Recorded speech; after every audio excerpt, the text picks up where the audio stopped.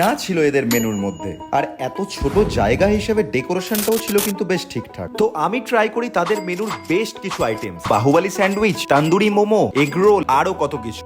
আমার হিসেবে এখানকার must try item chicken cheese tandoori momo, cheese veggies আর মিওনিসে ডিপ করা একটা তন্দুর আইটেম, উফ কি ভালো খেতে। নেক্সট আমি ট্রাই করি তাদের মাটন লিভার রোল আর এগ রোল। দুটোই কিন্তু ছিল বেশ বাইরে থেকে ক্রাঞ্চি আর ভেতর থেকে loaded with onion and sausages.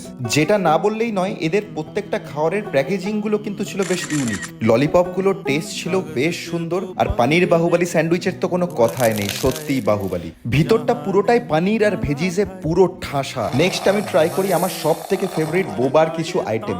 বোবা কিন্তু মালদা শহরে খুব কম জায়গায় পাওয়া যায়, এখানে পাওয়া যাচ্ছে, তো অবশ্যই একবার ট্রাই করো। কিন্তু last but not the least, chocolate টি। ওটা কিন্তু তোমরাই ট্রাই করে আমাকে কমেন্ট সেকশনে জানাও তোমাদের কেমন লাগলো। অ্যাড্রেসটা কিন্তু আমি ডেসক্রিপশনে দিয়েছি, অবভিয়াসলি তোমরা কিন্তু চেক করে নিতে পারো।